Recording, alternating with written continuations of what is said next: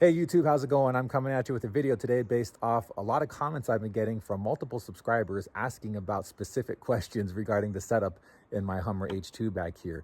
And I realized I don't have an all-inclusive video answering those questions. So I'm going to take this video today and I'm going to walk through my entire setup from front to back, show you how I have it installed, why I have it installed that way, and just go over all my gear and all my settings, which I hope will answer a lot of these questions and maybe even spark some new questions. So without further ado, I'm going to show you how I'm taking it to the next level. Let's get loud. All right, so first things first, your head unit. And why is that important? Well, because everything you listen to, whether it's through Bluetooth, through aux, USB, CD, it all comes to your head unit. So you don't want to skimp on it, especially when you start thinking about system expandability, because last thing you want to do is realize you bought a subpar head unit, saved a few bucks, and now you can't have much system expansion because there's nothing there. I bought this for multiple reasons. I'll go ahead and show you a few of those right now. All right, so something that I wanted that it may or may not be important to you is navigation. That has no effect on your car audio at all, but I like having it, especially so your phone's not tied up. If you're using it for something else, you can still get to where you need to go just by pushing a button. All right, one more thing that a lot of people don't think about is rear view camera. Some people like it, some people don't. Some people think they never need it. Whether you do or not, it may be a smart thing to get, because in this vehicle, for example, I do plan on putting a C-pillar wall back there. So I no longer am going to have a back window once I get that done, which a rear view camera is going to be priceless in those situations. So all I'm going to have to do, shift it into reverse, and there's my rear view camera. So you may not need it now, may not think you're going to use it, but why not get one that has it just in case, right? And last thing I want to go over is expandability and audio settings. So another big reason why I bought this is because it has a lot of expandability. It has 3 full sets of 5-volt preamp outputs, right? You want to get preamp outputs that have high voltage. Don't get 1 volt or 2 volt. I mean, yes, you can compensate with the sensitivity on your gain settings, but you want a cleaner signal. So the higher voltage preamp outputs you get, the better overall signal to noise ratio you're going to get at your amplifier. Okay, again, these have 5-volt preamp outputs. This also has an onboard DSP, which is totally awesome.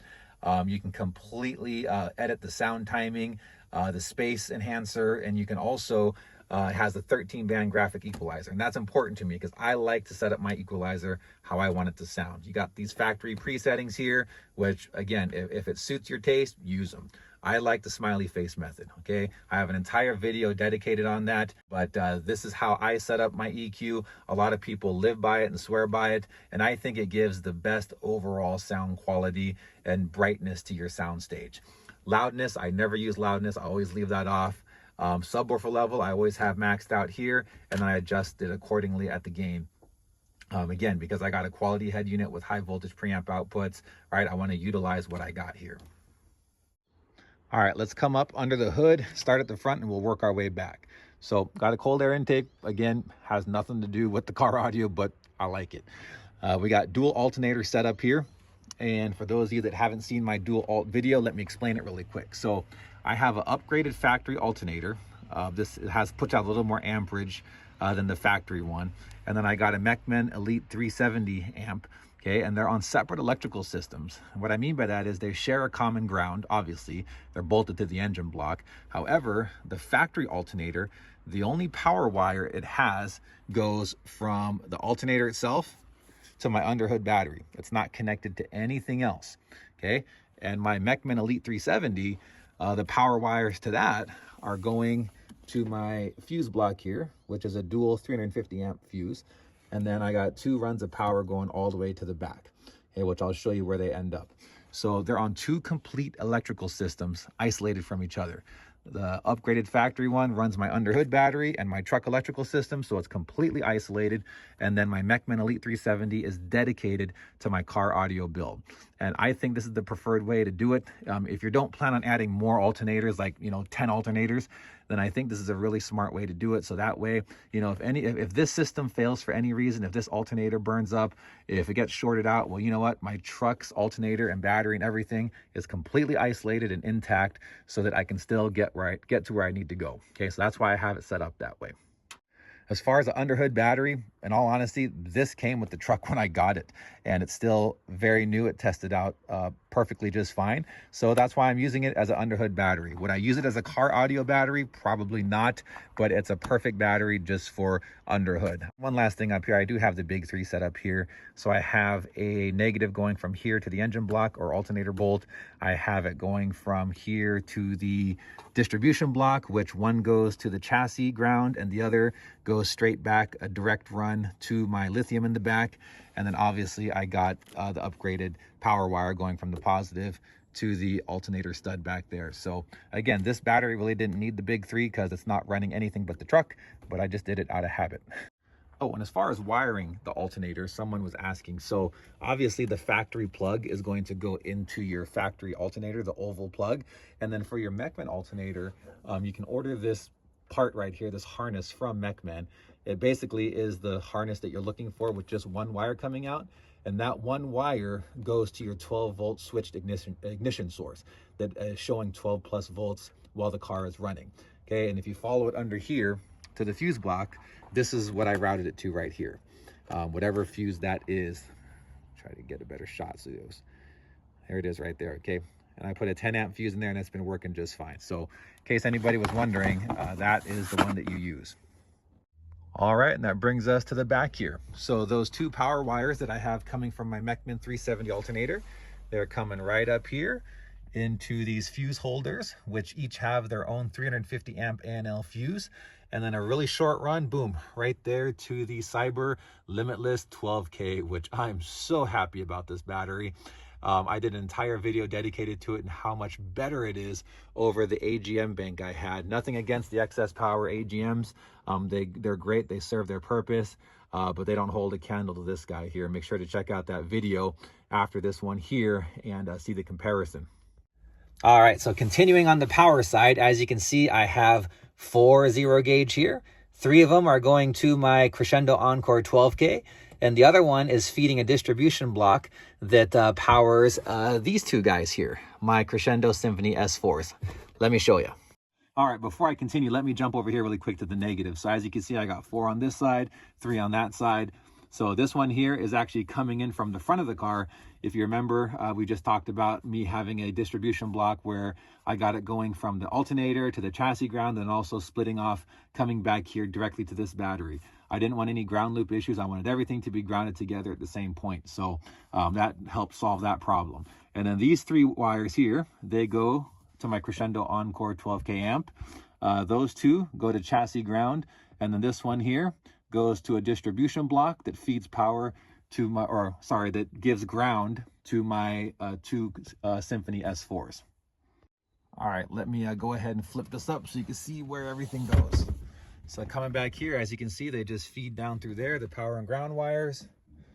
Boom, right there. There's the overall picture. So 3 positives, 3 negatives. And then another power wire, as you can see, I have it looped there onto its own fuse, and then it runs. Well, let me continue from the other side here. All right, so it continues up through here. Let me close this. Up through there. All right, and that brings us now to the distribution of the power wires to feed the Symphony S4s. All right, so as you can see, very simply, 1 ground coming into a distribution block, and then I have 2 4-gauge wires, one feeding this amp ground, and the other one feeding it ground over there. And then I also got 1 power wire coming around, looping around to a distribution block, and then feeding power to this one, and then feeding power to that one again via 4-gauge power wire. All right, and as far as the subwoofer amp, I'm going to talk about this really quick. It's the Crescendo Encore 12K. It is a beast of an amp. I love this thing, and unfortunately they don't make them anymore. They were replaced with the newer ones, but just some settings I got here. I got my subsonic filter set right at about 30 hertz. I got my low pass filter set at 80 hertz. And I do have them set that low because, again, I want these bad boys just to play the low frequencies. I don't want it to play anything above 80 hertz. So I got my low pass at 80 hertz. I got bass boost off, and I got my gains all set accordingly. All right, one more thing here while we're on the subject of subwoofer amps. So like I said, I have my subsonic set to 30 hertz. My box is tuned to 31 hertz, so it's right where it should be. You're still going to have your critics that say, oh, well, if you do that, your subwoofers aren't going to play 25 hertz or 20 hertz. As a matter of fact, yes, they will. That's just not true that they won't. You know, every filter has something called a slope, right? And they cross over at certain decibels per octave. I believe, and again, I got to check the numbers because I don't remember off the top of my head. I believe the subsonic filter is 12 decibels per octave. So that means if I have my subsonic filter set for 30 hertz, okay, these subs are going to get full signal and play their loudest because my port tuning frequency is right at 31 hertz. So it's going to be optimized to play its loudest right where it should. And then anything below that, it's going to start rolling off, rolling off, rolling off, rolling off.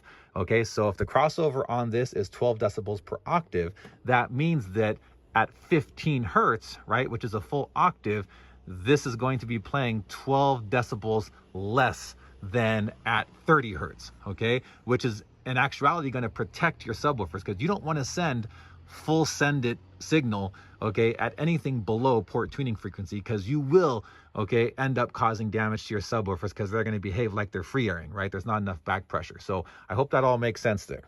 All right, so let me go over the Symphony S4s and how they're set up to run my front stage. This guy right here is dedicated to run my A pillars only, just my tweeters. That's it.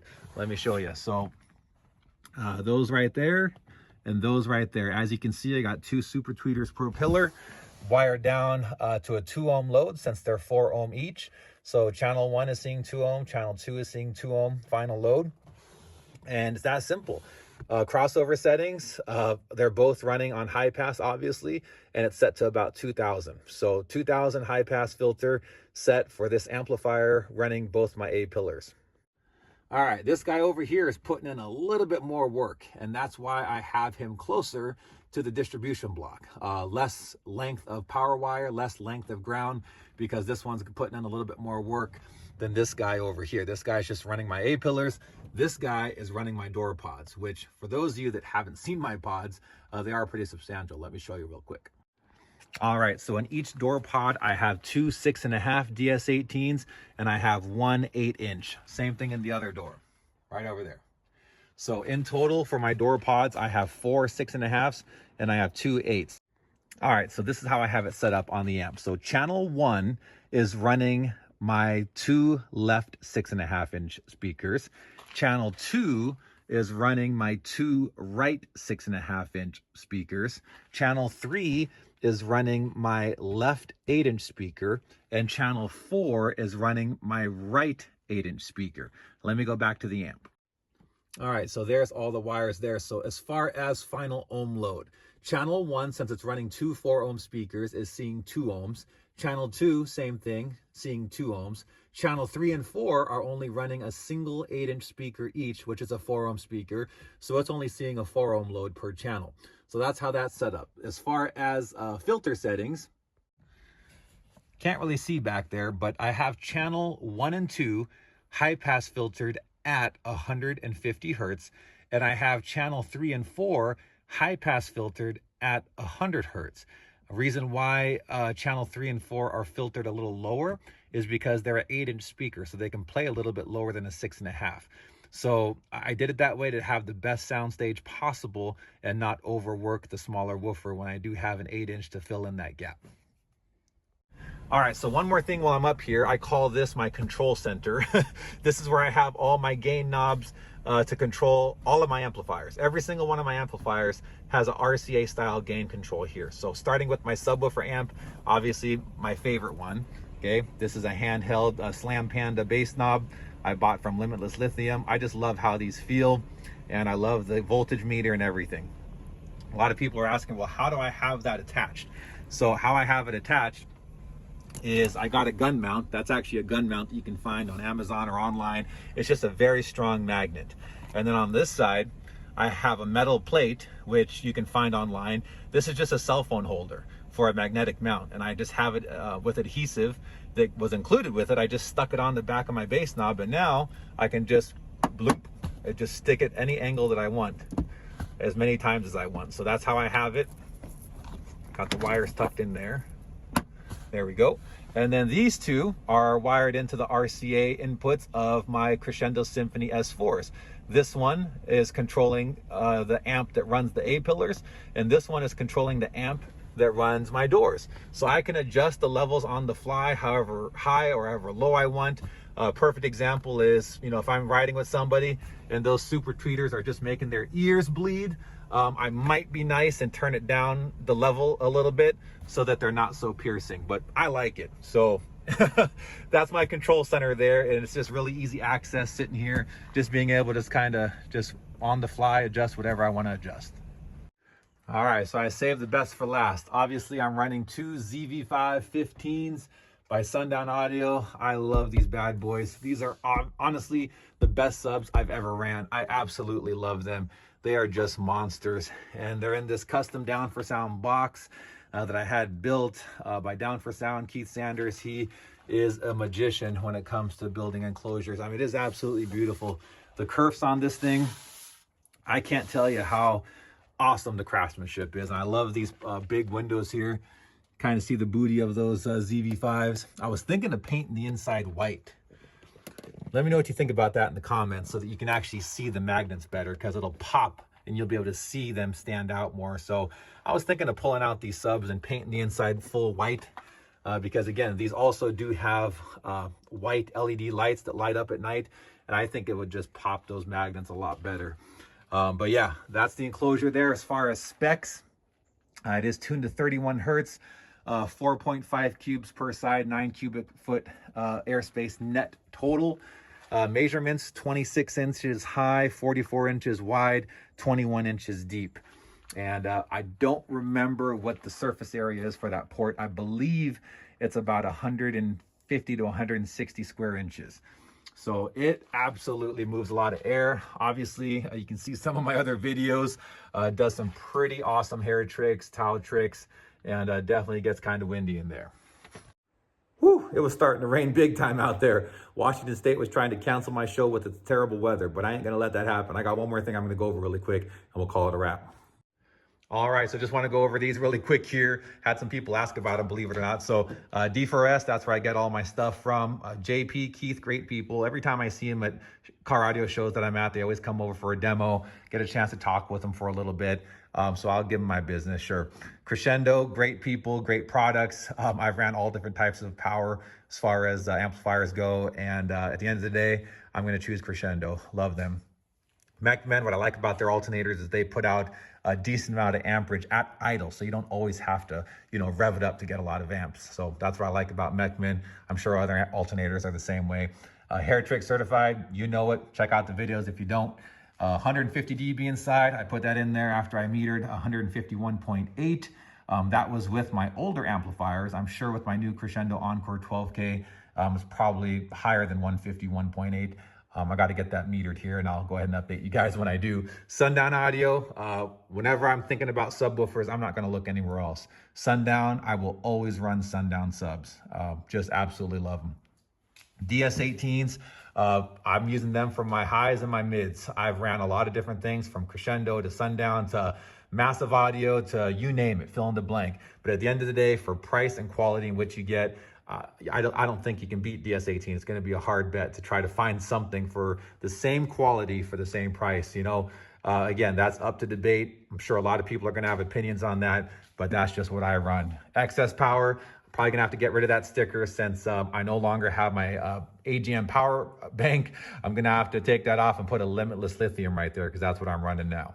All right, YouTube, well, there you have it. Hopefully this video helped add some value to you, maybe answer some of your questions. Maybe it spawned some new questions of how I did things a certain way, or maybe why I did them a certain way. If you have any specific questions, just make sure to comment down below. Make sure to like and subscribe, and I'll get back to you as soon as possible, okay? But don't forget, let's get loud, and let's always take it to the next level.